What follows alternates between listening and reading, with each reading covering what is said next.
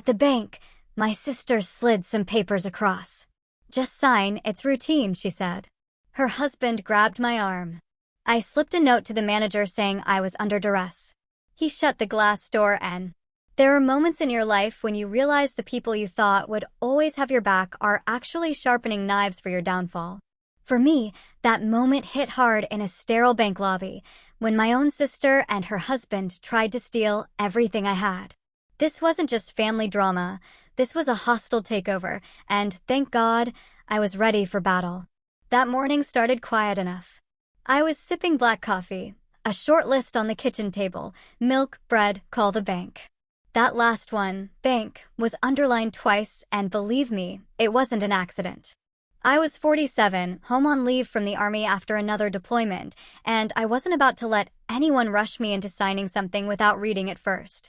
That habit had saved my life more than once overseas. Now, back home, it was about to matter again.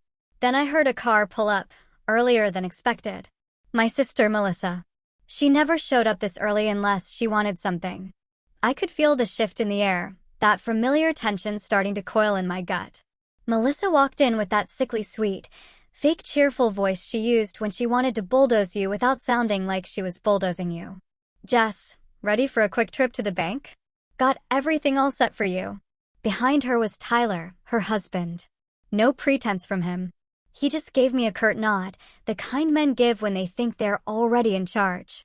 I hated it. Tyler had always been pushy, but today, his face screamed he'd already decided how this morning was going to go. My stomach tightened. "Morning," I said, not moving from my chair. "What's the rush?" "No rush," Melissa chirped, too quickly. "It's just some paperwork. We'll get it out of the way. You'll feel better once it's done." She was already scanning my kitchen like she owned the place, her eyes landing on my keys on the counter. Before I could react, Tyler snatched them. He twirled them in his hand, a smug smile plastered on his face. "I'll drive. No sense in you worrying about traffic." Alarms blared in my head. I never let anyone grab my keys. Not at home, not anywhere. In the army, you learn that if you let someone take control of your ride, you've already lost half the fight. But I kept my voice even. "I'm fine to drive." He smirked. "Relax, Captain. Just trying to make your life easier." The way he said Captain wasn't respect. It was a jab, a reminder I wasn't on base anymore. I was in his little world. Melissa jumped in before I could answer. "Jess, please, let him drive. You'll see, it's routine. We'll be back before lunch." That word, routine, grated on me. In the military, routine always meant the opposite. Routine meant watch your back. And here it was again, in my own kitchen. I slipped on a jacket, making sure the small pen recorder was clipped where it looked like nothing special. I'd picked it up on my last trip home, half out of habit. Now, I was damn glad I did. I tucked my wallet and ID into my purse, along with a plain envelope. Inside, a note, in block letters. For words, help. Under duress. I didn't know if I'd need it, but I wasn't going to the bank blind. When we got outside, Tyler opened the car door for me, but not politely. He opened it in a way that screamed, "I'm controlling where you go next." I got in without a fuss. Sometimes, you let the other side think they've got the upper hand. That's how you stay 3 steps ahead. Melissa slid into the back seat, clutching a thick folder to her chest. That folder looked heavy, not from paper, but from whatever scheme was stuffed inside. The ride started with small talk. Tyler rambled about the weather, a hardware store sale, how banks make things harder than they need to. Melissa chirped about how this paperwork would make my life so much easier. I sat in silence, watching the road signs, counting the turns. In combat, you learn terrain awareness. At home, you still use it. I noted every corner, every landmark, every route they chose. If something went south, I wasn't about to be confused about where I was. Melissa leaned forward, tapping my shoulder with a finger. "Jess, this will really reduce your stress. You'll just sign, and we'll handle the rest. One signature, and you can forget about bills." She said it like she was offering me a vacation. I didn't buy it for a second. At the next red light, she opened the folder just enough for me to see the top page. Big, black letters stared at me, Power of attorney. She angled it toward me like I was too slow to get it.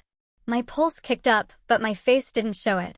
I just tapped the folder closed with one finger. I'll read it at the bank, I said evenly. Tyler's jaw flexed. Melissa's smile froze for half a second before she pasted it back on. The car smelled like Tyler had sprayed something strong to cover old fast food grease. I cracked the window. I needed fresh air.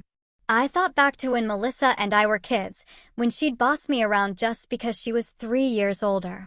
Back then, it was small stuff. Who got the front seat, who held the remote. Now, it was about my house, my savings, my future. Same playbook, bigger stakes. I counted my breathing, the way I used to before patrols. In through the nose, out through the mouth. Slow, steady. No panic. That was the difference between walking into a trap and walking out of one. Melissa kept chattering about how everything was for my own good. Tyler kept driving like he owned the road. I sat quiet, watching, waiting. The bank came into view, Riverdale Community Bank, a small-town branch with clean windows and potted plants. I'd been there dozens of times. Today, it felt different. Tyler parked right up front, like he was making sure there was no easy exit. He hopped out and opened my door again. Careful, he said, as if I was about to fall. I didn't need his help. I stepped out steady, standing tall, shoulders back. I wasn't in uniform, but the stance was still there. You don't forget how to carry yourself after 20-plus years in service. Melissa adjusted her blazer, tucking the folder tighter under her arm. This won't take long, she said, too brightly.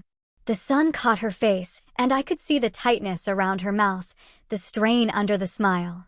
She was nervous. That told me everything. If she believed this was just routine, she wouldn't be nervous. She knew she was pushing her luck. We walked toward the glass doors. Tyler a step ahead, like he was leading the charge. Melissa stayed close at my side, a little too close. I could smell her perfume, sharp and sugary, cloying in the morning air. I kept my pace even. My hand brushed my purse just once, confirming the envelope was still there. Those 4 words inside were my safety line if things went sideways.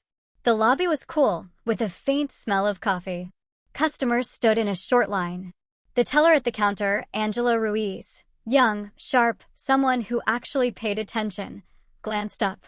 Her eyes landed on the faint bruise on my forearm, a mark from Tyler's grip the day before when we'd argued about mail. She didn't say anything, but I saw the change in her expression. She looked at me, then at Melissa, pressed against my side, then at Tyler, walking too close. The polite smile on her face tightened just a hair. "Good morning," Angela said. Melissa gave her a big, fake smile. Tyler's hand pressed against my elbow, steering me toward the seating area. He put a pen in my hand. "We'll fill it out." "You just sign," he whispered low, too close to my ear. His voice had a weight to it, the kind that says, "Don't argue." I kept my eyes forward, my face neutral. Inside, every sensor in me was lit. This wasn't just family drama anymore. It was a tactical situation, and I wasn't about to lose. Tyler's hand pressed harder on my elbow as we moved toward a row of chairs near the window. The pen he shoved into my hand was cheap plastic, the kind banks hand out with their logos, but the weight of it told me what he expected.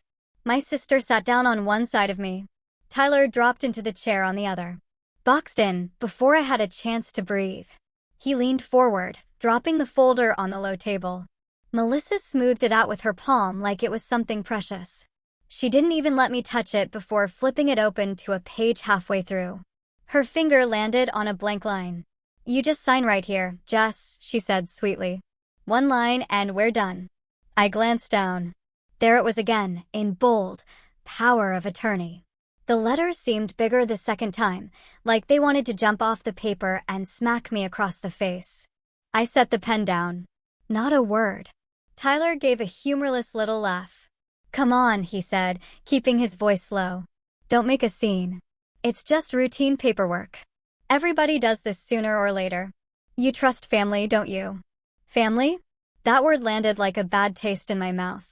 I thought about all the times I'd pulled Melissa out of messes when we were younger, fights with our parents, money she blew too fast, even that time she called me from county jail in her 20s for shoplifting makeup. Family then meant I'd covered for her. Family now meant she thought she had the right to strip me of everything I'd earned. Melissa's hand slid across the table and touched my wrist. Her nails dug in just a little, not enough for anyone across the room to see, but enough for me to feel the warning. "Just please," she whispered. "This will take the stress off you. We'll take care of things.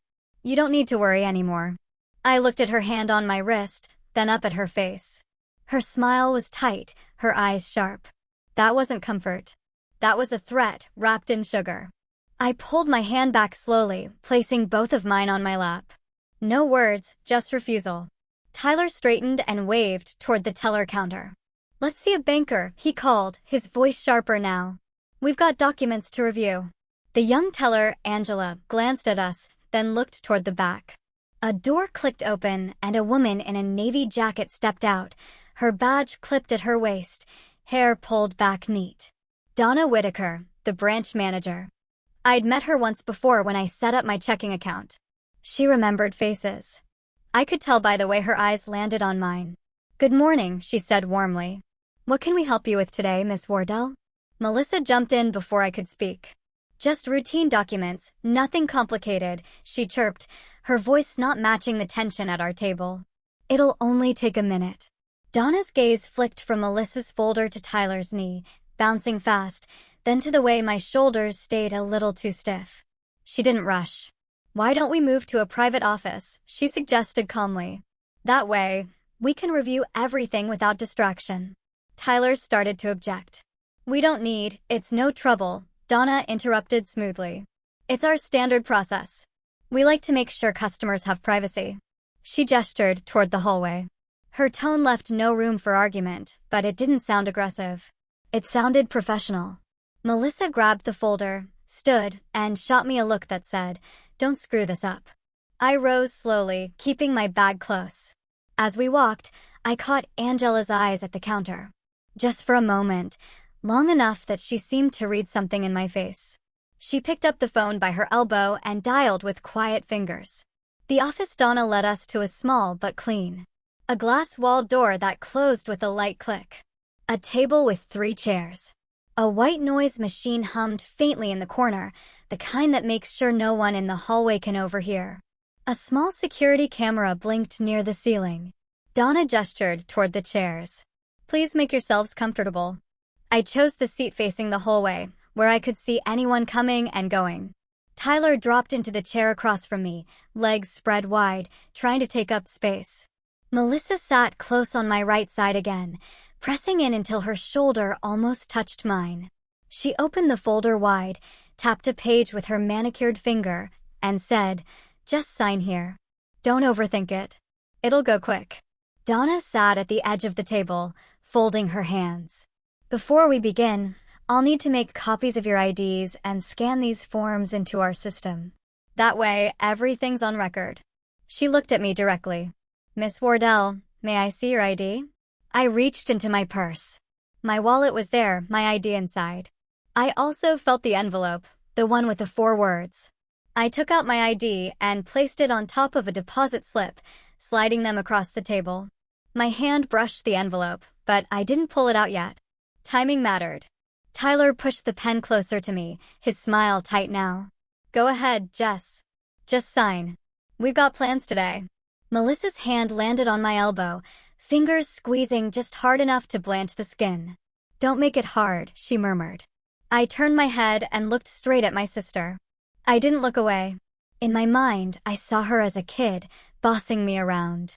Saw her at our parents' funeral, acting like she was in charge of the family. Saw her now, with that same hunger in her eyes.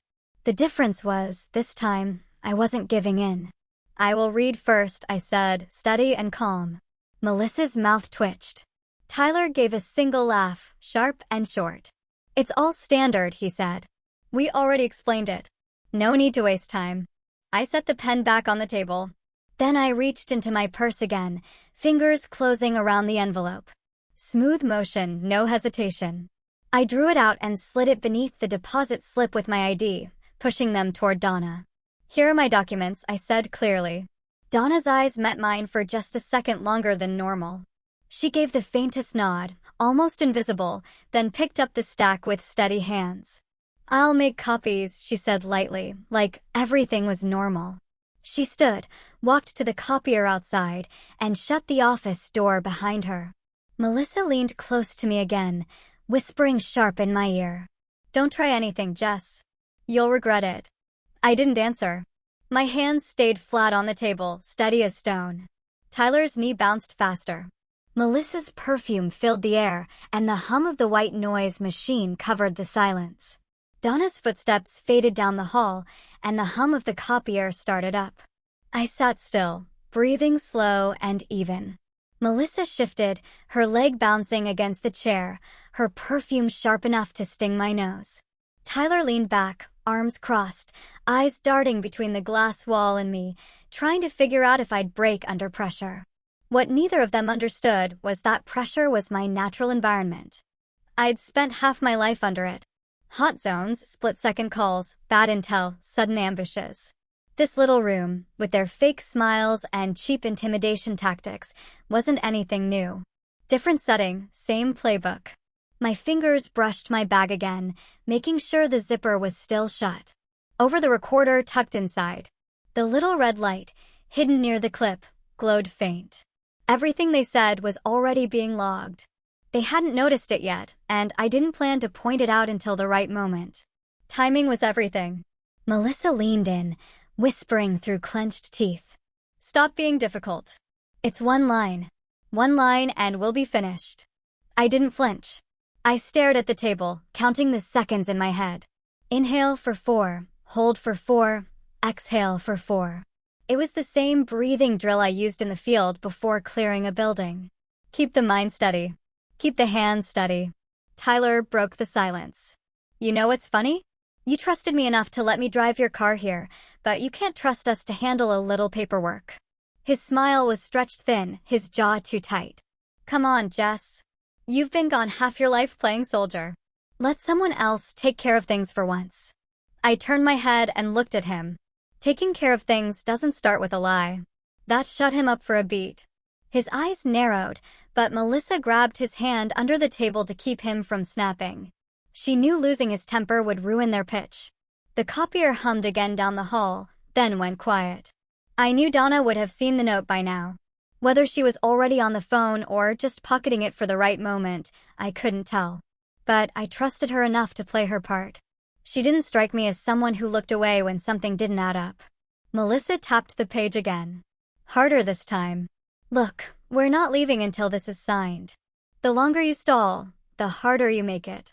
Do you want people out there to start staring? You want to embarrass yourself?" I looked at her finger on the paper. "You think embarrassment is my concern right now?" Her nostrils flared. But before she could shoot back, the door opened and Donna walked in carrying a plastic sleeve. She set it down on the table. "Here we are," she said lightly. "Copies for our file. Copies for you." She handed me my ID back with one slip of paper tucked underneath. I took it without a blink. The envelope was back in the stack right where I'd left it. Donna hadn't exposed anything yet. Smart move. She poured 2 small paper cups of water from a tray she carried. "Here you go," she said, setting one in front of me, the other near Tyler. Tyler didn't touch his. I picked mine up and drank slow, eyes on Donna. Her calm was deliberate, and I could read the signals the way I used to read terrain maps. Something was in motion, even if Melissa and Tyler hadn't figured it out yet. Donna placed a small recorder on the table, clicking the red button. A light blinked on. "We record reviews for accuracy. Protects everyone. Do I have your consent?" she asked, looking at me first. "Yes," I said, flat. Melissa's smile slipped. "Is that necessary?" "It's standard," Donna replied smoothly. Tyler muttered under his breath, but he nodded. Melissa followed. Donna opened the folder to the page Melissa had been tapping. She looked at me directly. "Miss Wardell, in your own words, can you tell me what these forms would do if you signed them?" I kept my voice even.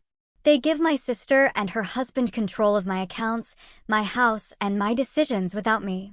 Melissa's smile snapped off her face. "That's not true." "She'll have a chance to explain in a moment," Donna said, holding up her hand. "I need Miss Wardell's answer first." Tyler leaned forward, a vein standing out in his neck. She doesn't understand the paperwork.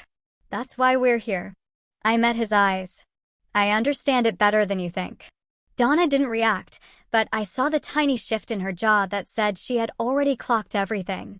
She flipped the page, scanning the notary stamp. Her brow barely moved, but I caught it. Something was off. She didn't comment. Not yet. Melissa cleared her throat, trying to steer things back. Jess, you're tired. You shouldn't have to handle bills and phone calls. This is for your own good. For my own good, I repeated. My voice was dry. Right. The hum of the white noise machine filled the gap again. Tyler bounced his leg harder, shaking the table. Melissa fiddled with the edge of the folder, fingers tapping like a nervous tick. I thought about Afghanistan, about a briefing where we'd been told to expect a calm morning patrol, routine, the CEO had called it. 15 minutes later, our convoy got ambushed. Ever since then, I'd never trusted the word routine. And here was my sister, using it like it was a promise. Donna finally set her pen down and looked at us as a group. Before we move forward, I'll need to verify the notary commission. Our policy requires it. That'll take a few minutes. Tyler scoffed. Seriously? That's ridiculous. We brought everything we need. Just let her sign. Melissa's voice sharpened. Jess, tell her it's fine. Tell her we don't need to waste time. I folded my hands on the table. Steady. Calm. She's following policy. Donna gave me the faintest nod, almost invisible. Tyler muttered again, too low for Donna to hear, but not low enough for me to miss it. Don't make this messy. The recorder clipped inside my bag caught every word. I breathed in slow, steady, and set my shoulders back. No panic, no weakness, just patience. The door latch clicked faintly out in the hall. Someone else had arrived. Melissa didn't notice. Tyler didn't notice, but I did. The faint click outside the office barely registered with Melissa, but I heard it the way I'd hear a rifle safety being switched off. Years in uniform train your ears to pick out what matters. I didn't move, but I knew something had shifted in the hallway. Donna kept her calm expression, though I caught the way her hand slid casually over the recorder, pressing the button again to be sure it was still running. Angela walked by in the hallway with a folder in her hand, pretending to sort paperwork. Her glance through the glass wall lasted less than a second, but it landed squarely on me. She saw the way Melissa's arm pressed too tight against mine, saw Tyler leaning forward with that fake casual posture, and she didn't look away like most people would. She gave me one quick blink, like a signal, then kept walking. Tyler leaned across the table, lowering his voice. Jess, don't drag this out. We've got things to do after this, and you don't want to waste everyone's time. Just sign and we can all move on. Melissa added her weight with a smile too bright. Think about it, Jess. You're always so busy. This makes life simple. You know I'd never let anything bad happen to you. I turned my head slowly to face her. You're hurting me right now. Her smile faltered. Her hand loosened on my arm, but she didn't pull it away completely. Tyler shot her a quick look, and I saw it. The little crack in their teamwork. He wanted speed. She wanted to keep the mask on, and their strategies didn't line up. Donna cleared her throat lightly, not rushing. Miss Wardell, before any signatures, I'll need to confirm account details directly with you. Standard policy. She placed extra weight on those two words, letting me know she was building a wall for me to stand behind. Melissa tried to cut in. She has trouble keeping track of, I'll ask Miss Wardell directly, Donna said, still calm. We'll handle the details one at a time. Tyler leaned back, his jaw tight. This is ridiculous. Donna didn't answer him. She looked straight at me. Miss Wardell, how long have you been a customer with us? 10 years, I said evenly. And how do you normally pay your bills? Checks, I said. 1st and 15th of every month. Donna nodded, jotting notes like it was all routine. But her eyes flicked to Angela, who had stopped at her desk outside. That small look was a message passed without words. Angela's fingers went to her keyboard, and I knew she was hitting the alert system, the kind every bank teller gets trained to use, but rarely has to press. Melissa must have felt the tension rising because she leaned closer and whispered hard into my ear. Don't try to be a hero, Jess. This isn't the army. You don't get medals here. I didn't whisper back. I said it out loud, voice clear enough for Donna to hear. Good thing I'm not doing this for a medal then. Melissa jerked her head back like I'd slapped her. Tyler shifted in his chair, restless, his leg bouncing like a jackhammer. Donna kept her tone smooth. Why don't I make a few calls to confirm the documents with our legal team?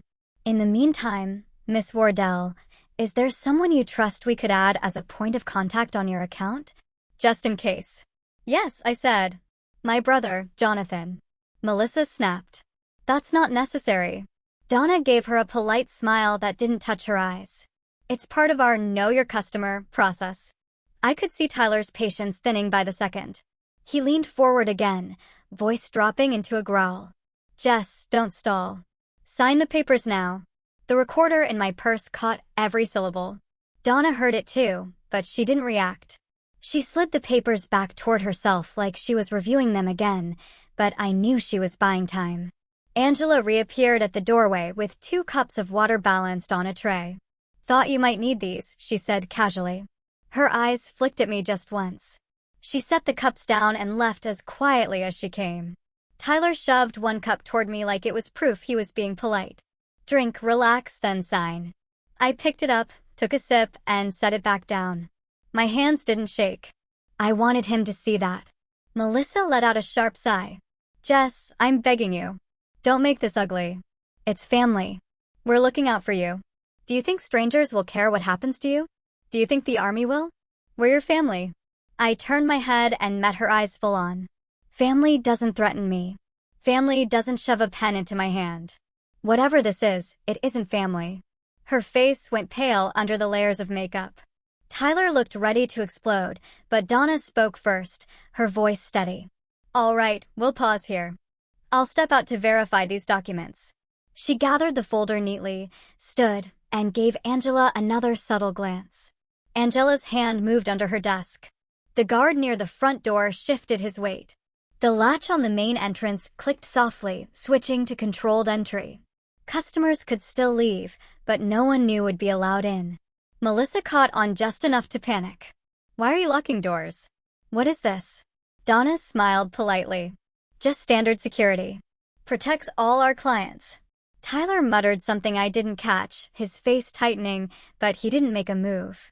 Melissa pressed her hands flat on the table, trying to hold her composure. I sat steady, eyes on the hallway, breath calm, shoulders squared. My pulse was slow, not racing. If this was a mission, it was right on track. The hum of the white noise machine filled the room again. The camera above us blinked steadily, and the only sound from Tyler was the nervous tap of his finger against the table. Donna didn't let Melissa's panic push her off course. She carried the folder like it was routine and stepped toward the copier again. The air in the office had shifted. Tyler's jaw worked side to side, his knee bouncing fast enough to shake the table. Melissa sat stiff, clutching her purse like it might keep her plan from slipping away. The guard near the door of the branch adjusted his stance, eyes scanning the lobby with the calm of someone who knew exactly what he was looking at. Customers were still moving through their transactions, unaware that anything was happening behind the glass wall. That was the genius of Donna's calm. She'd made a dangerous situation look like another Tuesday morning. She came back into the room, set the folder down, and smoothed the pages. "Thank you for your patience," she said evenly. Her voice was steady, professional, but her eyes stayed locked on me for half a second longer than normal. It was a signal I understood. I wasn't alone in this room anymore. Melissa tried to regain her ground with a forced laugh. "See? All fine. Can we move on?" Donna smiled, not giving an inch. She reached down to the small white noise machine in the corner and clicked the dial a notch higher. The hum grew soft but noticeable. Tyler frowned. "What's that for?" "Privacy," Donna answered simply. She placed the recorder squarely on the table, pressing the red button. "We document reviews to protect all parties. It's standard." Melissa blinked hard. "That's not necessary. This is just a family matter." Donna didn't flinch. When documents involve control of accounts and property, it's no longer just family. It's business, and business is documented. I almost smiled. That was exactly what I needed. Someone drawing a hard line without raising her voice. Tyler leaned forward, trying to take back control. She already agreed to this. We talked it over. She knows what she's signing. Donna turned to me directly. Miss Wardell, do you want to sign these forms? Melissa jumped in before I could speak. Of course she does. I asked Miss Wardell, Donna repeated, her voice firmer now. I kept my voice even. I haven't agreed to anything. I will read everything myself before I decide. Donna nodded. That's the only correct answer. Melissa's smile cracked at the edges. Tyler exhaled through his nose like a bull about to charge. He didn't make a move, but his whole posture screamed impatience. Donna flipped to the first page of the packet, scanning the notary seal. Her brow twitched just enough for me to notice.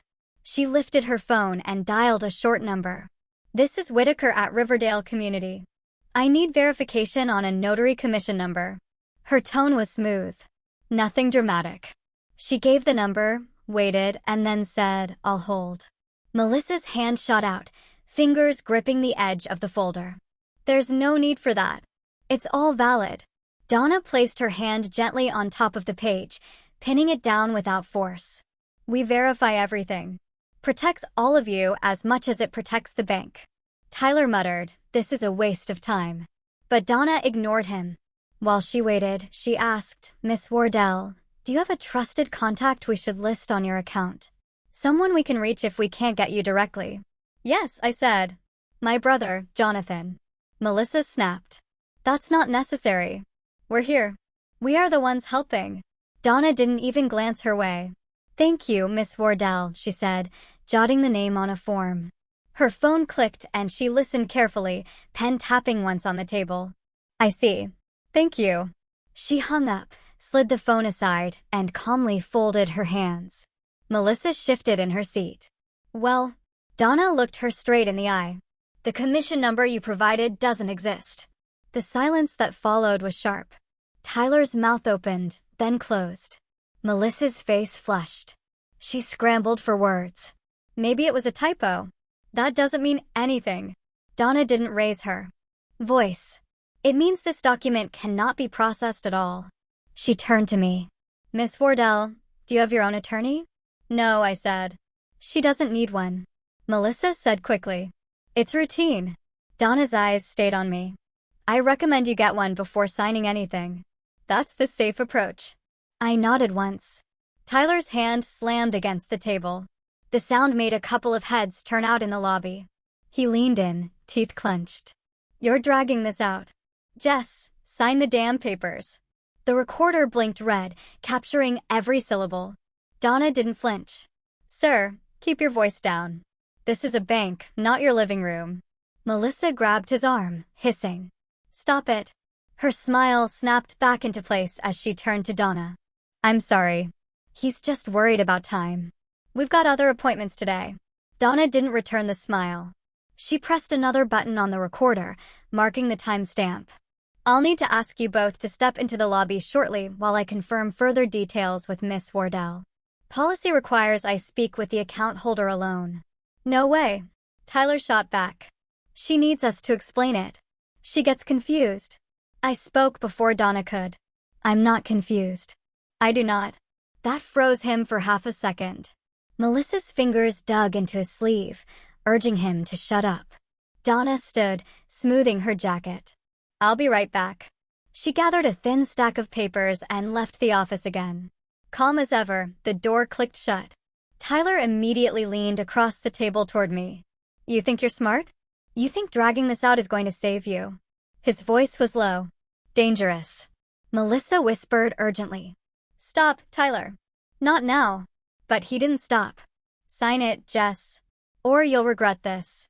I stared at him without blinking. My shoulders stayed square. My hands flat on the table.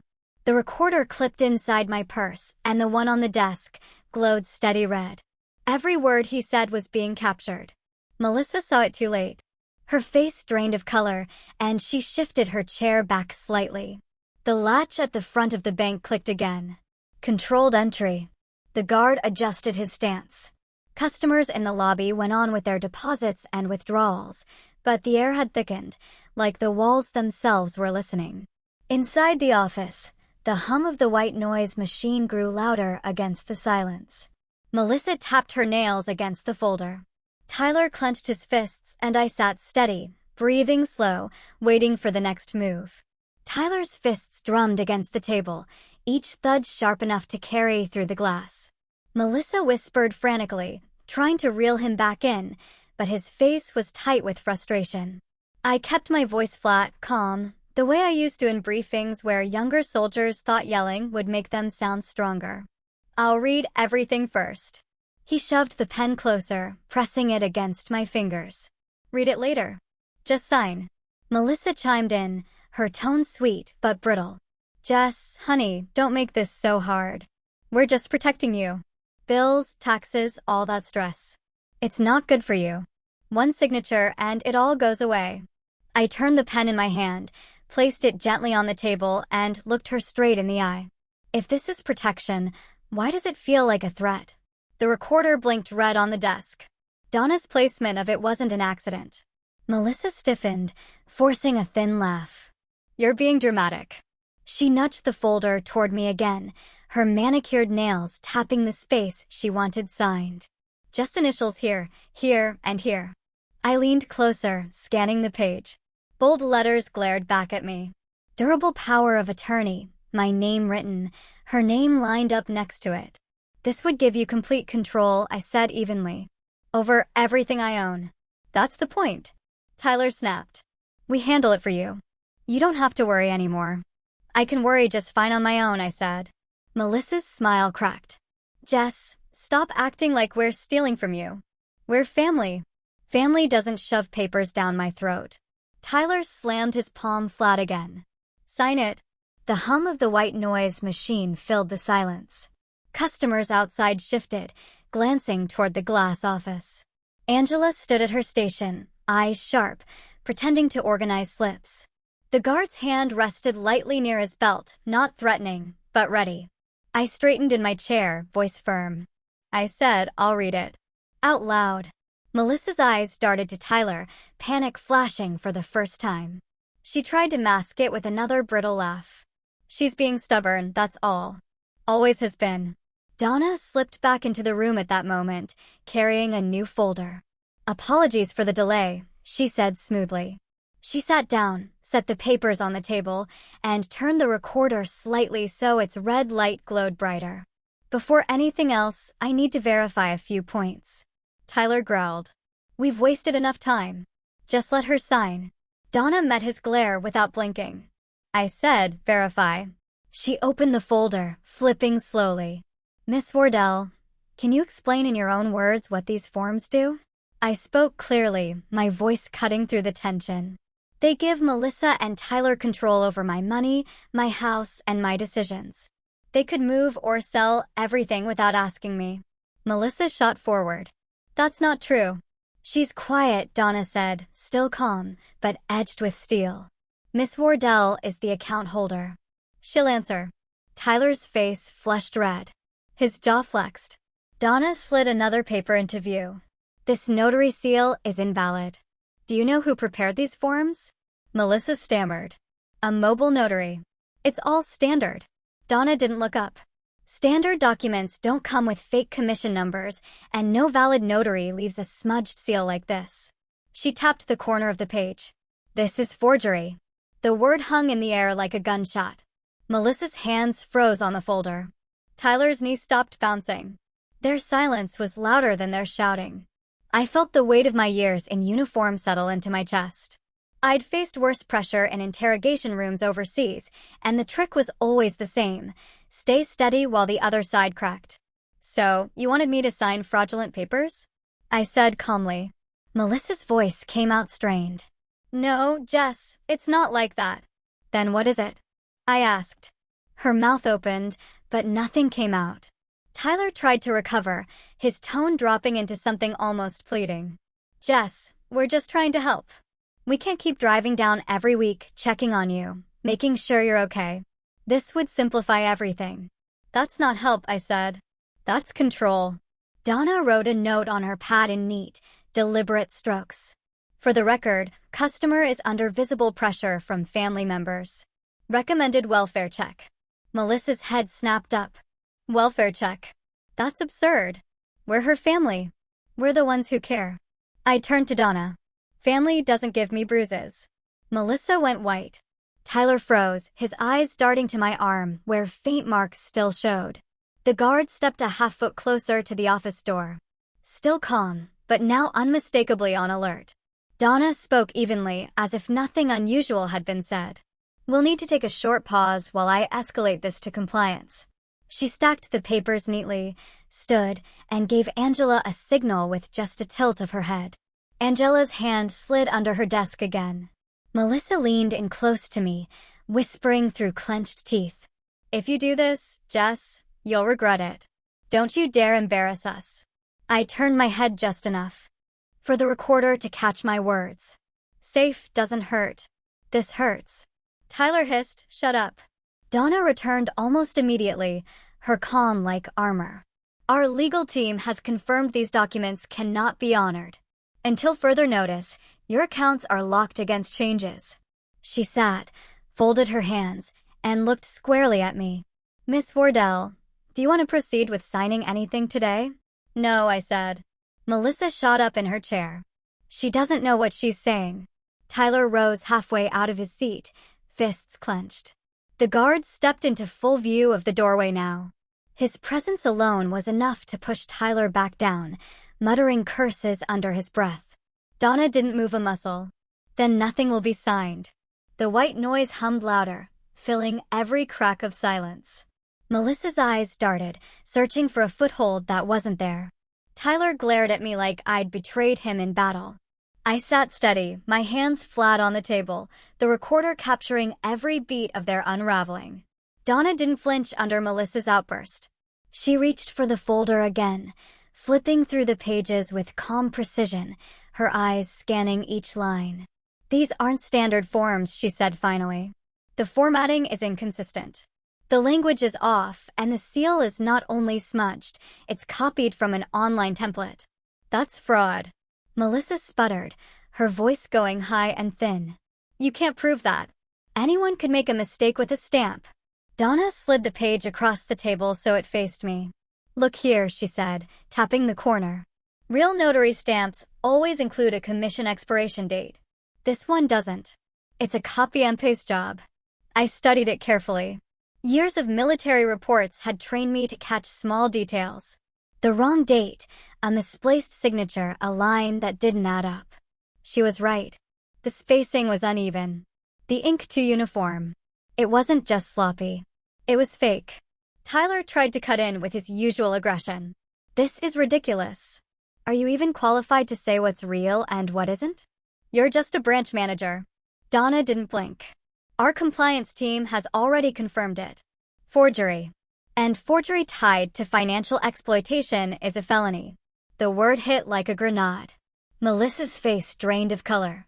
Tyler leaned back in his chair, his bravado slipping. For a split second, I saw what he really was, cornered, exposed, scrambling for ground. Donna turned to me directly. Miss Wardell, do you understand that if you had signed these, you would have legally surrendered all control of your home, your savings, and your retirement benefits? I kept my voice steady. Yes, I understand. She nodded. And do you want to grant that authority to your sister and her husband? No, I said. Melissa's chair screeched against the floor as she lurched forward. Jess, don't do this. We're your family. You can't just hand everything to strangers. What about loyalty? What about blood? I looked at her without blinking. Blood doesn't give you the right to rob me. The guard shifted his stance outside the door, close enough now that everyone noticed. Angela stood behind her counter, her hand near the phone, eyes fixed on Donna for the next cue. Donna spoke again, her tone even but unshakable. For the record, the account holder has declined to sign. The documents presented show multiple red flags of fraud. This matter is being escalated. Tyler slammed his palm on the table again. But this time, it wasn't anger. It was desperation. You don't get it. We needed this. We had plans. We can't just walk out with nothing. Melissa hissed at him. Shut up. But it was too late. His words were on the recorder, logged forever. Donna leaned back slightly, folding her hands. "Tell me, Mr. Grant, what plans exactly?" He froze, eyes darting between her and me. "It's none of your business." "It became my business the second you walked into my branch with fraudulent papers," she replied. Melissa tried to soften the moment with a shaky laugh. "Look, maybe the notary made a mistake. Maybe something got mixed up. We'll fix it later." Donna shook her head. "That's not how the law works." She tapped the recorder. "We have a full audio record, combined with the note Miss Wardell slipped to me earlier. We have clear evidence of undue influence." Melissa whipped her head toward me, eyes wide with betrayal. "You gave her a note?" I didn't move. "Yes." Tyler's fists clenched. He muttered something under his breath that sounded like a threat. But Donna cut him off. "Be very careful what you say right now. Everything is being recorded. Every word, every gesture, every mark on Miss Wardell's arm." Melissa's gaze dropped to the faint bruise I hadn't bothered to hide. She swallowed hard, realizing how damning it looked. Donna rose smoothly, gathering the papers.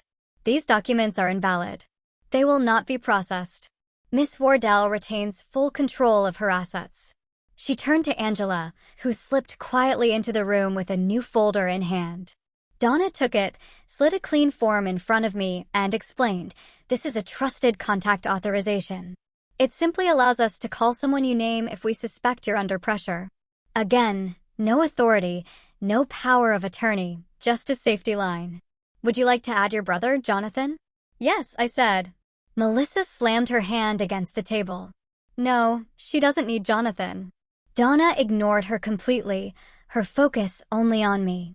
"Miss Wardell, do you confirm you want Jonathan Wardell as your trusted contact?" "Yes," I repeated. Angela jotted the details quickly, her pen moving with the precision of someone who knew how important it was. She slid the page toward me, and I signed it in neat block letters. My signature felt steady, controlled, deliberate, the opposite of the scribbled panic Melissa and Tyler had been pushing for. Donna placed the signed page into her folder and gave me the faintest nod. A soldier would have recognized it instantly, the signal that the perimeter was secured. Melissa slumped back, defeated for the first time. Tyler muttered curses under his breath, his bravado collapsing.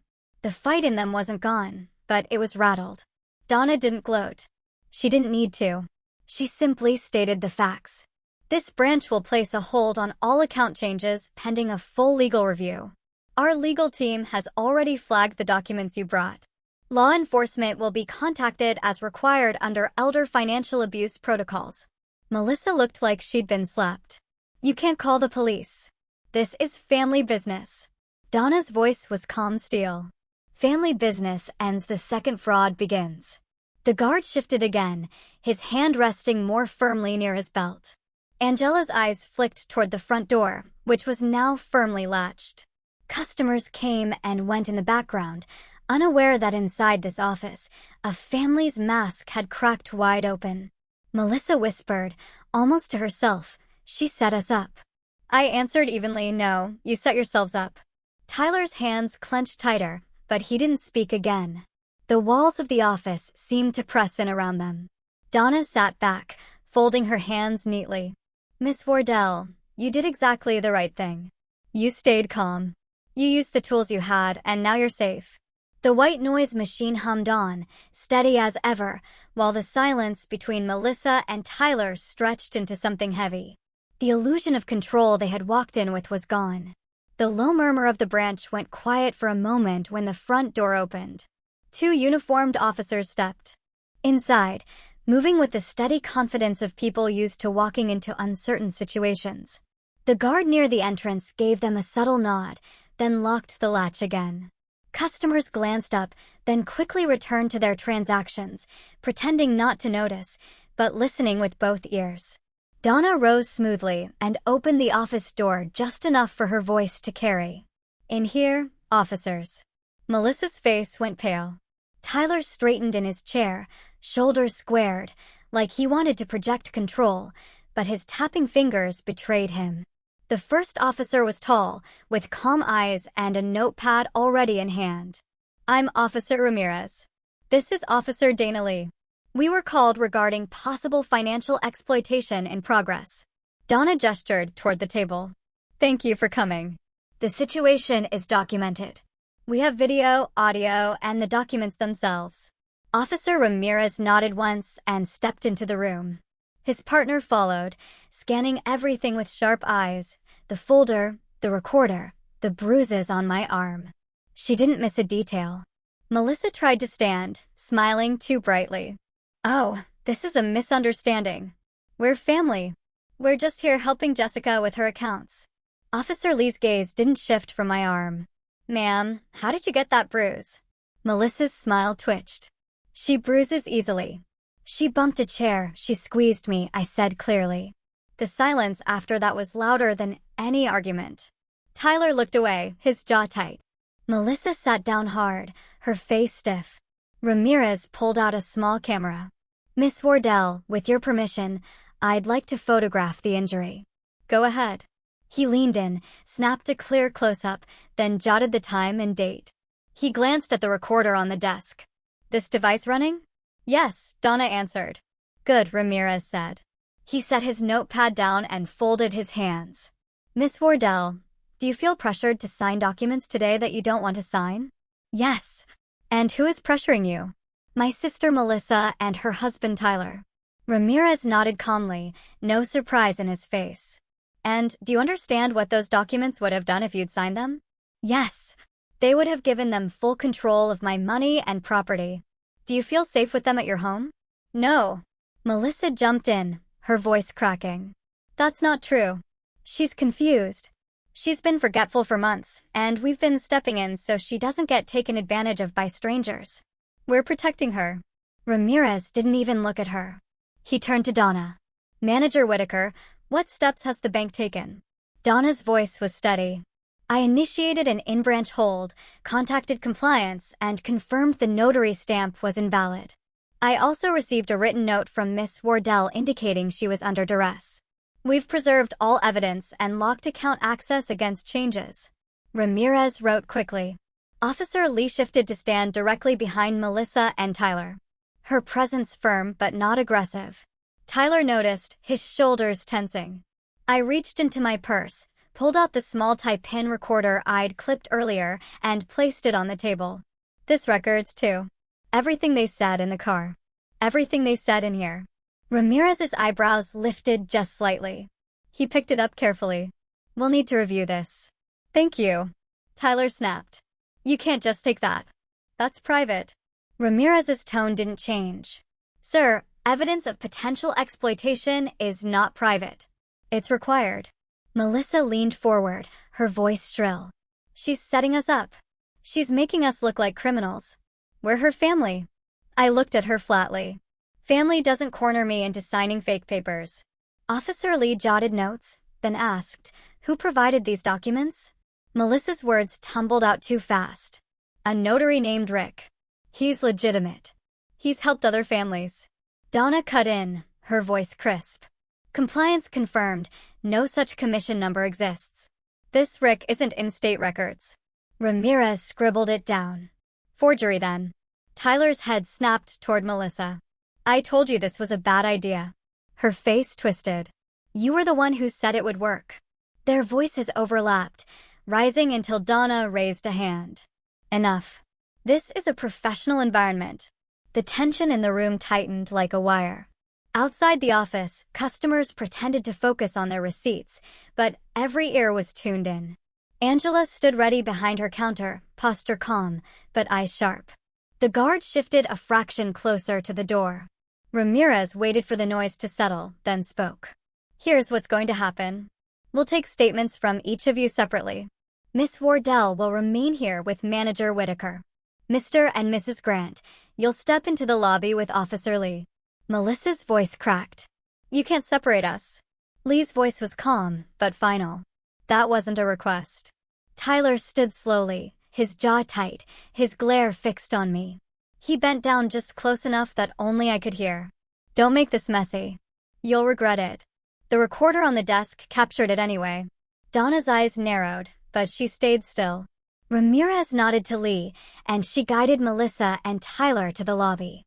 The door shut behind them, leaving the hum of the white noise machine and the steady blinking of the camera. The air felt lighter immediately. Ramirez pulled his chair closer to me. "Miss Wardell, you've been very clear. You did the right thing coming forward. This will be taken seriously." Donna leaned in, her tone soft but firm. "You're safe now, Jessica. They can't force anything in here." I exhaled slowly, steady, but relieved. Good, because I'm not letting them take one more thing from me. Out in the lobby, I could hear Melissa's voice climbing again, shrill and desperate. Tyler's deeper growl met hers. Officer Lee kept her tone even, her presence holding them in place. The guards stayed close, watching every twitch. Ramirez jotted his last notes and clicked his pen closed. "We'll process this formally. Charges will depend on what's in the recordings and documents, but it's clear there was intent." He gave me a card. "If they contact you, call immediately. Don't answer the door for them. Officers will follow up." Donna nodded. "We'll also flag all her accounts for enhanced monitoring." I took the card, my hands steady. "Thank you." Ramirez gave me a nod of respect, the kind soldiers exchange when words aren't needed. Then he stood, heading toward the door to rejoin his partner in the lobby. The office felt larger now, but not empty. The hum of the machine, the glow of the recorder, Donna's quiet strength across the table. It all held the space until the next words were spoken. Melissa's voice cut through the lobby before Ramirez even stepped out of the office. "This is harassment. We came here to help her, and now you're treating us like criminals." Officer Lee stood calm, her notepad open. "You'll each have a chance to speak one at a time, Mr. Grant. You first." Tyler crossed his arms, glaring. "I don't need to explain myself. This is family." "She's blowing things out of proportion." Ramirez joined them. His tone steady, but edged with authority. "Sir, we've documented evidence of fraudulent documents, visible pressure, and physical marks on Miss Wardell. That's not a family misunderstanding. That's a criminal investigation." Melissa snapped. "You don't understand. Jessica has been slipping. She forgets things. She's not capable of managing on her own. We had to step in." Ramirez's pen scratched across his notebook. "Do you have medical documentation of her being incapable?" Melissa faltered. "No, but then she remains fully competent in the eyes of the law," Ramirez said. Tyler leaned forward, his voice low and sharp. "She's lying to you. She's been confused for months. She leaves bills unpaid. She misplaces things. Ask anyone." Ramirez tilted his head slightly. "Funny. She told us she pays her bills on the 1st and 15th of every month. Does that sound confused to you?" Tyler opened his mouth, then shut it. His eyes slid to the side, avoiding contact. Melissa tried to patch over the silence. "She's embarrassed. Of course, she's not going to admit to struggling. That's why we're here." Lee's voice was flat. "Struggling doesn't explain forged documents." Melissa's face tightened, her words tumbling out too fast. "It was a mistake. We used the wrong notary. It doesn't mean we were trying to hurt her." Ramirez held up a hand. "Stop. I've heard enough for now." He turned back toward the office. "Let's confirm a few things directly with Miss Wardell again." The officers stepped back inside, closing the door firmly behind them.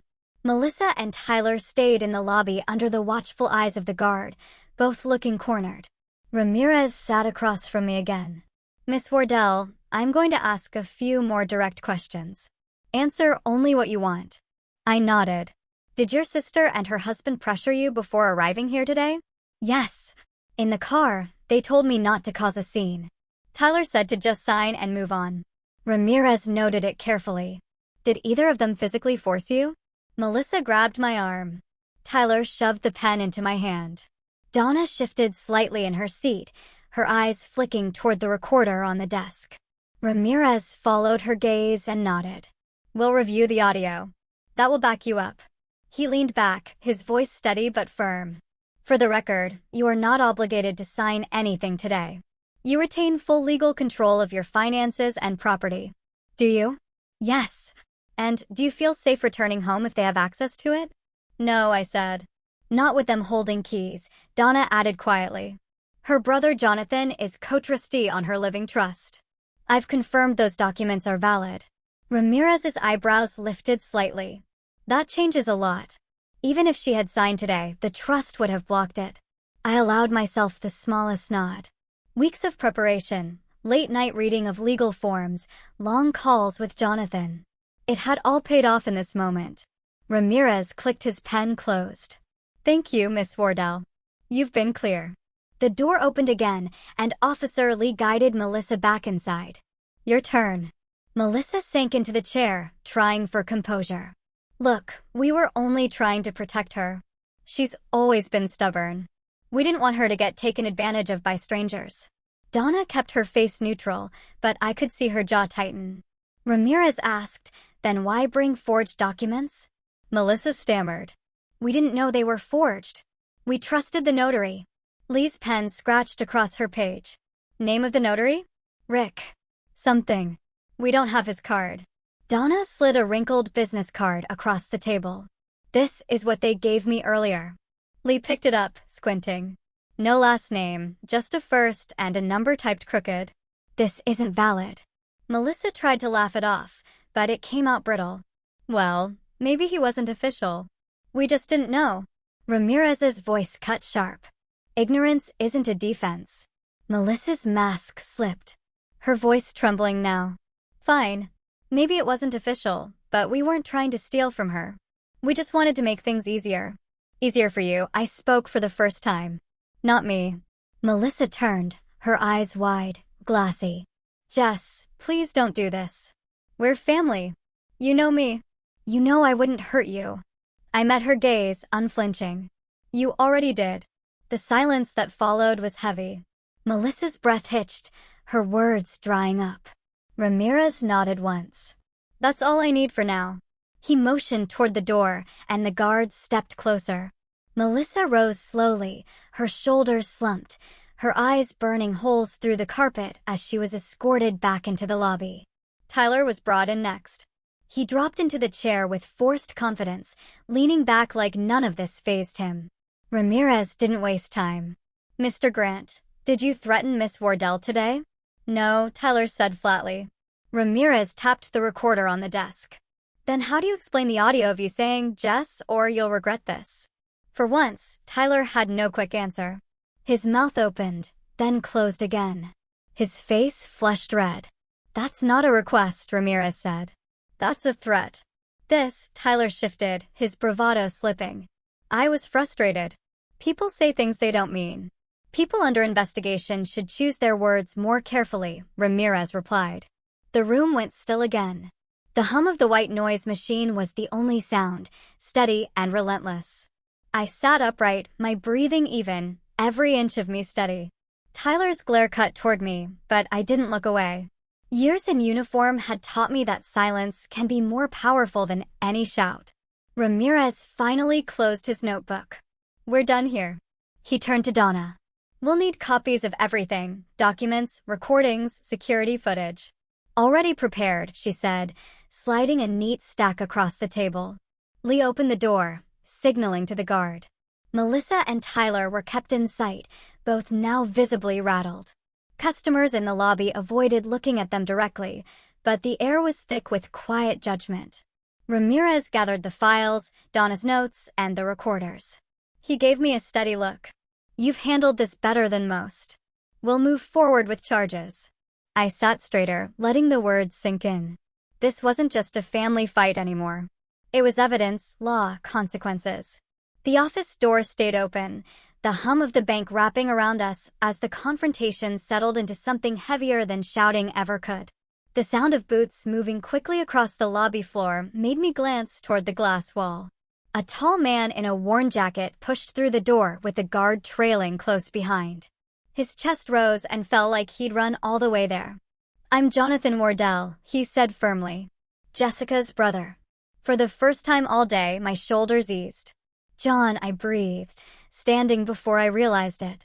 He crossed the space in 2 strides, gripping my hands like he wasn't sure if I was steady.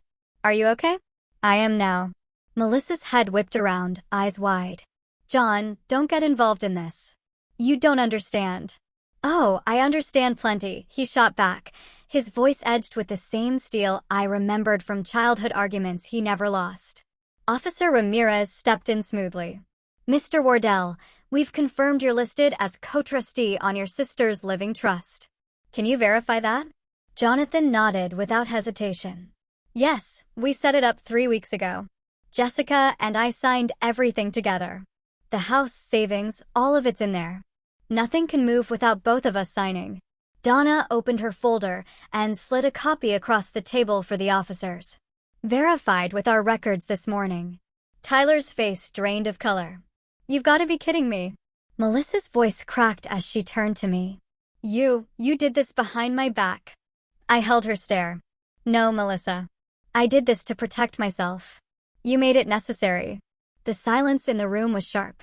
Customers in the lobby shifted uncomfortably, pretending not to eavesdrop, but catching every word. Angela hovered near the teller line, her hand resting on the counter, ready if Donna gave another signal. Melissa tried to regroup, forcing her voice into something that sounded reasonable. Jess, listen. We were only trying to help. You're tired. You've got too much on your plate. We were looking out for you.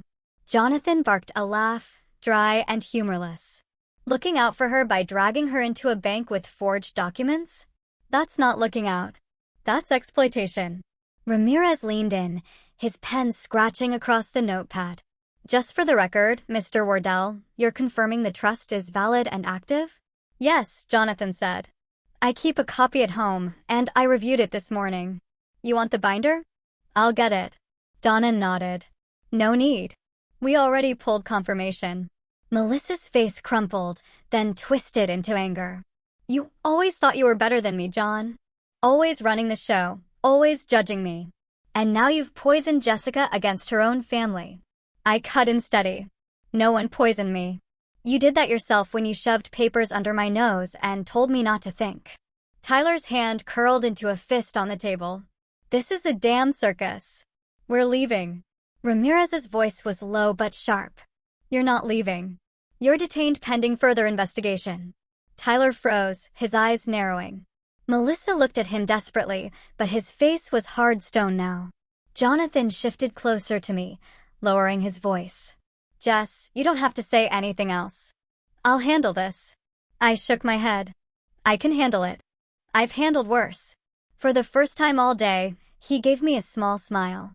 Yeah, you always could. Donna laid out the situation with crisp precision. Here's where we stand. The fraudulent documents will be logged. Recordings and video have been preserved. Law enforcement has confirmed probable cause for financial exploitation.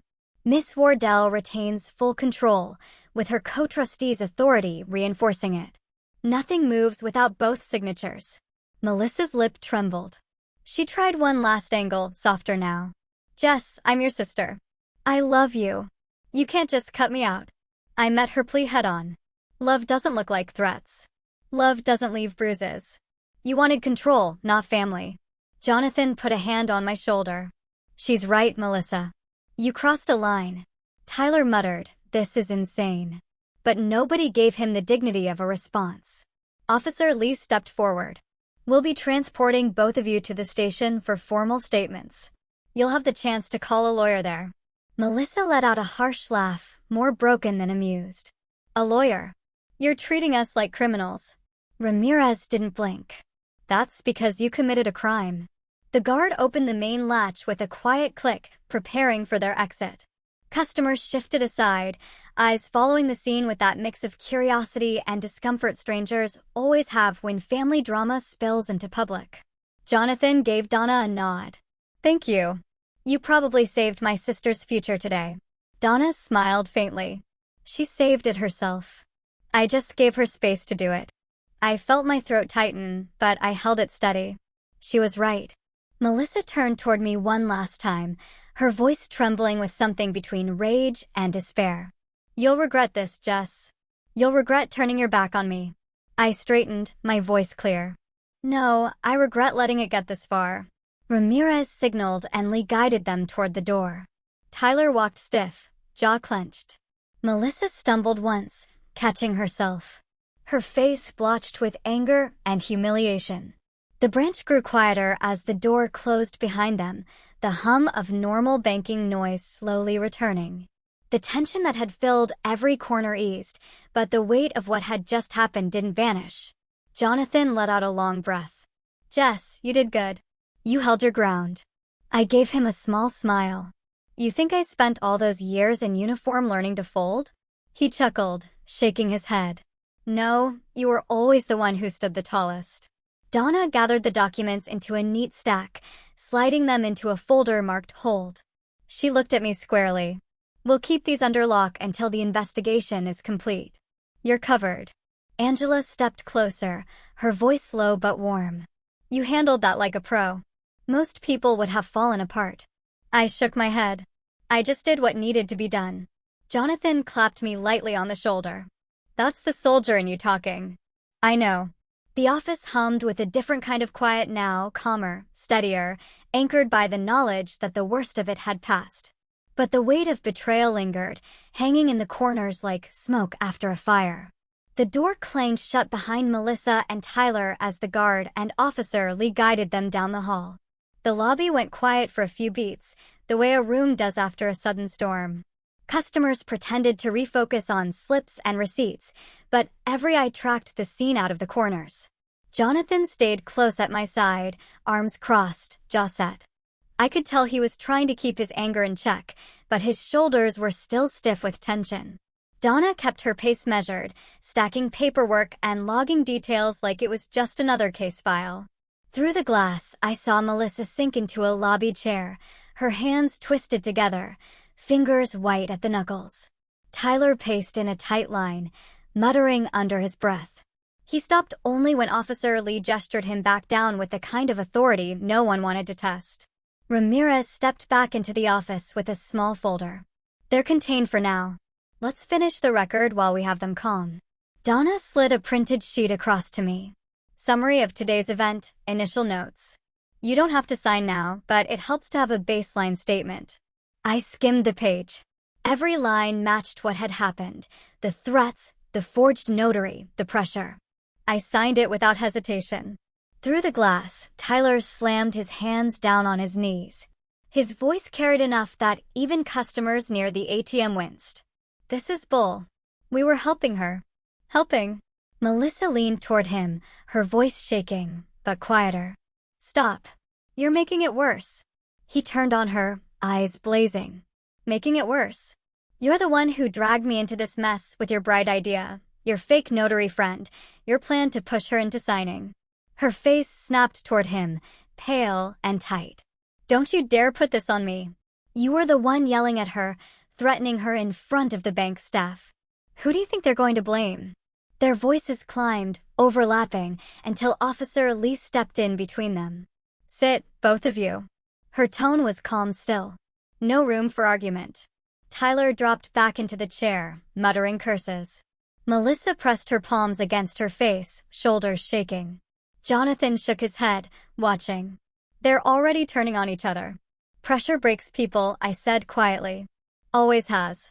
Donna jotted something in her notes without looking up. "It'll make the report easier.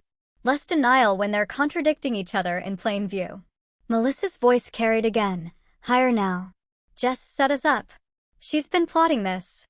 Jonathan, too. They wanted us out of the way so they could control everything." I didn't move. Didn't raise my voice. The trust isn't about control. It's about safety. You made yourself the threat. Melissa shot up from her chair, pointing through the glass wall at me. "You'll regret this, Jess. You'll regret turning on your own sister." Ramirez opened the office door, his voice firm. "Sit down, Mrs. Grant. Last warning." The heat in her face drained to gray. She sat, trembling, muttering under her breath. Tyler leaned back, sneering. "She thinks she's a hero now. She thinks she can use her army background to boss us around. News flash, Jess, you're not on deployment. You're just an aging vet with too much pride." Jonathan was halfway out of his chair before I stopped him with a hand. My voice stayed even. "Better pride than fraud." Donna's lips pressed together like she was swallowing back a sharp reply. Ramirez scribbled notes quickly, eyes narrowing. Melissa finally cracked, her voice breaking into sobs.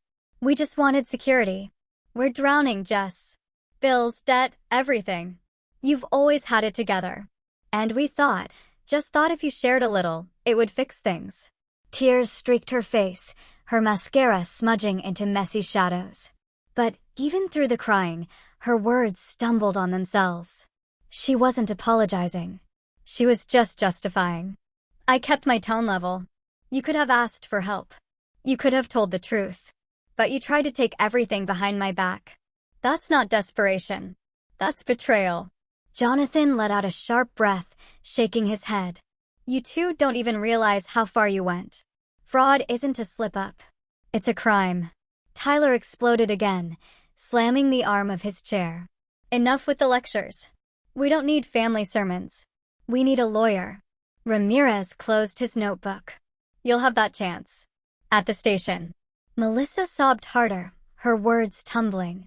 Jess, please don't let them do this. You know me. I'm your sister. We grew up together. You can't just watch them take us away. Her words twisted in my chest, but I stayed steady.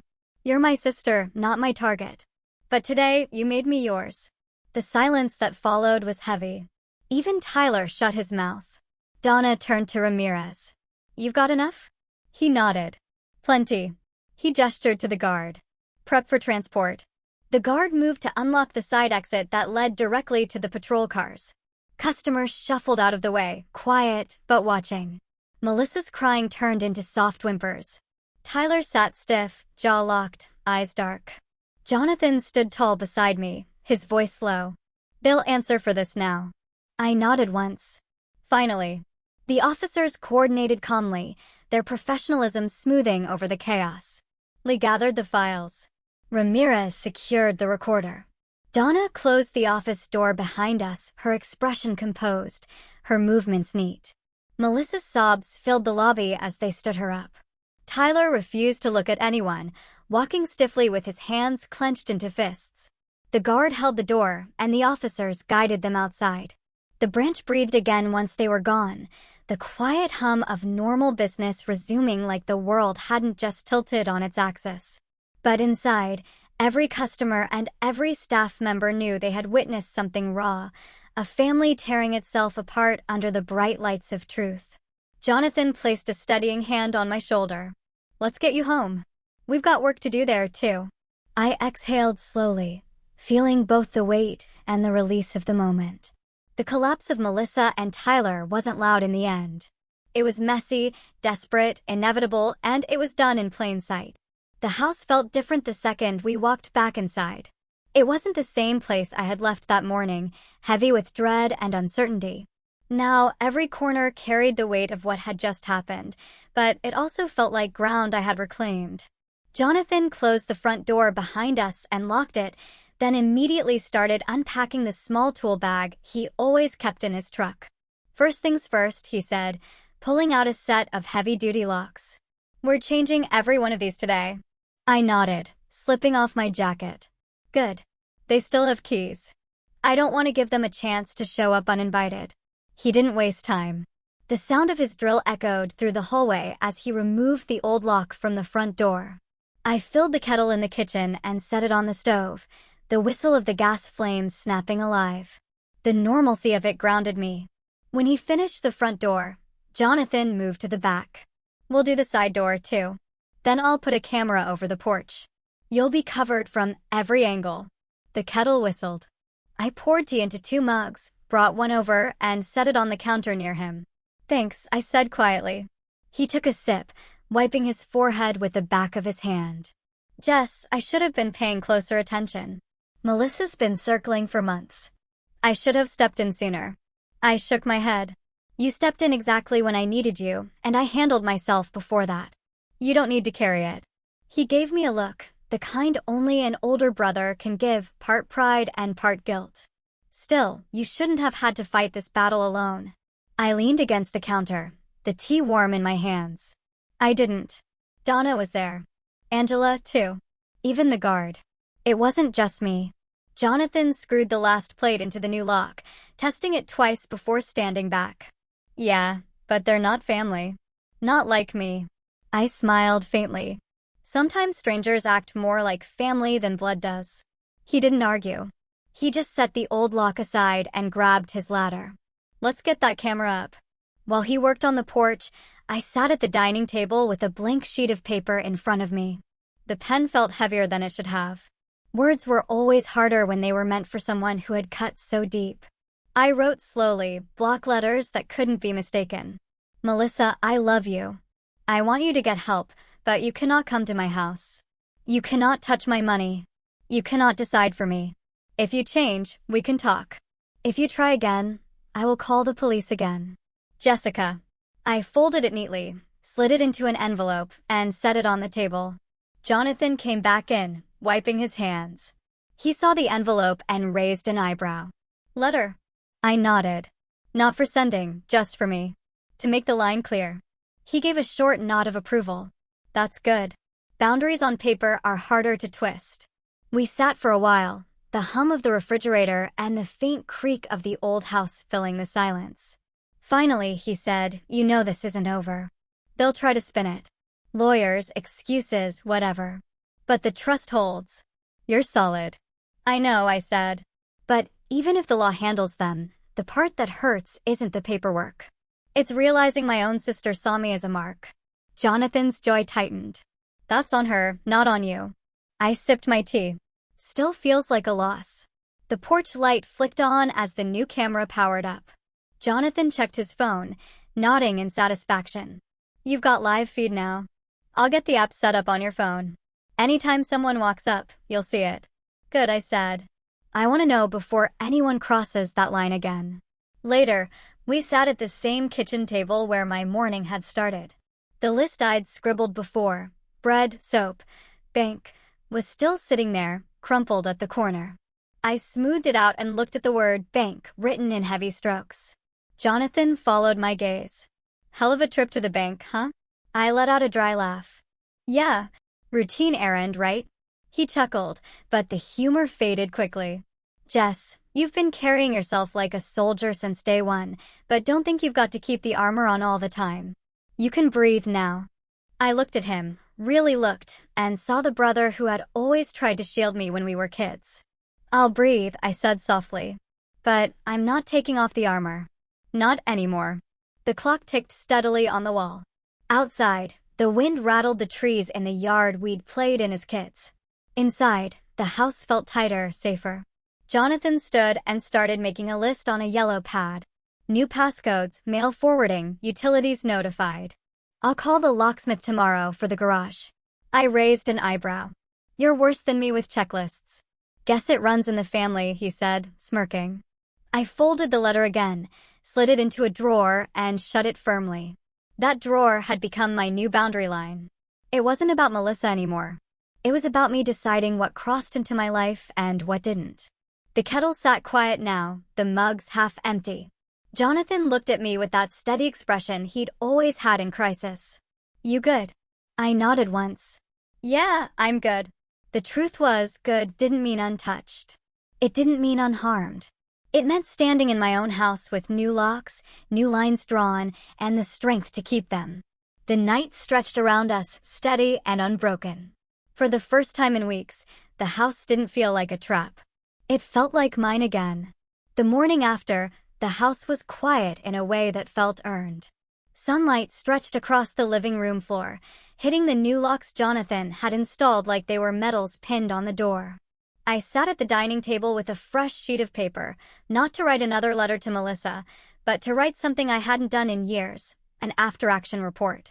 Old habits die hard, and in the Army, reflection wasn't optional. You reviewed the mission, identified what worked, what failed, and how to secure the next objective. I wrote the header in block letters, after-action review, Clearwater Bank incident. The first section came easily. Mission objective, maintain personal and financial control under duress. Outcome, successful. Supporting assets, Donna Whitaker, bank manager. Angela Ruiz, teller. Officer Ramirez. Officer Lee. Jonathan Wardell, co-trustee. The next line made my pen pause. Threats, Melissa Grant, sister. Tyler Grant, brother-in-law.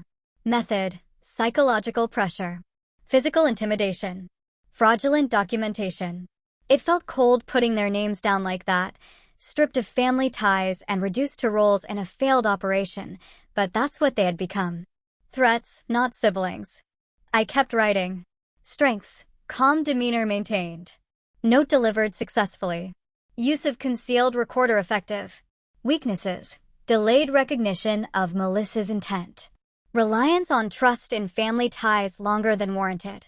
I set the pen down for a second, staring at that last line. It was the truth, and it stung. Jonathan came in from the porch, his phone still in hand from checking the new camera feed. "You writing your diary?" he teased lightly. "After action report," I said, sliding the paper toward him. He skimmed it, a grin tugging at the corner of his mouth. "Only you would turn a family meltdown into a field report." "Helps me process," I said simply. He handed it back. "Looks solid. Only thing missing is your conclusion." I nodded, adding the final section. "Lessons learned. Family does not excuse betrayal. Boundaries protect love. Documentation and preparation prevent exploitation. Maintain vigilance." The last line I wrote in all caps: "Safe does not hurt." And I will never sign myself away. I underlined it twice, then set the pen down. Jonathan leaned against the counter, arms crossed. "That last part, safe does not hurt. That's a good one. You should frame it." "Maybe I will," I said, folding the page and slipping it into the same drawer as Melissa's letter. One was a boundary, the other a blueprint. Together, they marked where I stood now. The phone rang mid-morning. It was Officer Ramirez. He kept his voice professional, but I could hear the undercurrent of reassurance. Charges were being filed for attempted financial exploitation and forgery. APS was involved, and the DA would review within the week. Melissa and Tyler were out on conditional release, but restricted from contacting me. Patrol cars would pass the house for the next few days. I thanked him, wrote the details in my notebook, and hung up. Jonathan raised an eyebrow. "So, what's the verdict?" "They'll face it in court. No contact allowed." "Good," he said firmly. "They earned it." I poured us both fresh coffee and sat back down. The bitterness of it fit the mood, grounding me in the moment. Jonathan tapped the table lightly. "So, what now?" "Now," I said, "I live my life on my terms." It sounded simple, but it felt like reclaiming a battlefield after the smoke cleared. By afternoon, I walked through every room of the house, double-checking windows, doors, locks. Not because I didn't trust Jonathan's work, but because I needed to remind myself this was mine. Mine to protect, mine to keep. In the bedroom, the box with my husband's tie pin sat on the dresser. I picked it up, running a thumb over the small, hidden recorder inside. For weeks, I'd wondered if buying it was paranoia. Yesterday, it was proof. Proof that I wasn't crazy, that the danger was real, and that preparation saved me. Back in the kitchen, I found Jonathan scribbling another list: utilities to call, contacts to update, small maintenance tasks he wanted done. I laughed. "You're worse than a squad leader with those checklists." He shrugged. "Checklists work. Guess it runs in the family." We ate dinner at the table that night, just the two of us. No tension, no forced small talk, no eyes watching me for weakness. Just peace. The house wasn't perfect, but it was secure. Later, when Jonathan left, I walked him to the door. He hesitated on the porch. "You call me if they so much as drive by." Got it, I said. He gave me one last nod, then headed down the driveway. The porch light clicked on automatically, casting a clean circle of light where shadows used to creep. Inside, I sat with a fresh notebook and started writing again. Not reports this time, but plans. Plans for work, for the house, for things I'd put off because I was too busy surviving Melissa's constant interference. The trust was secure. The locks were new. The boundaries were drawn. When the night finally settled in, I turned off the lights and stood at the window overlooking the small garden my husband and I had planted years ago. The wind moved through the leaves, steady and calm. Melissa's words echoed faintly in my memory: accusations, pleas, threats. But they didn't shake me anymore. They just reminded me of the line I had drawn. The trail ends where boundaries begin. I whispered into the quiet house, like a final line in a mission debrief. Family doesn't excuse betrayal. Boundaries protect love. Then I added the promise that carried me through it all: safe does not hurt. And I will never sign myself away. The house held steady around me. No longer a battlefield, but a fortress. And for the first time in a long time, I felt at ease, knowing I was the one standing guard. The house was quiet and mine. I found the after-action report I'd written, folded it, and placed it in the drawer, right next to Melissa's unsent letter. Those papers, those firm lines I'd drawn, they weren't just words. They were my shield. My home, my life, no one would ever take them from me again. Because safe doesn't hurt, and I will never sign myself away.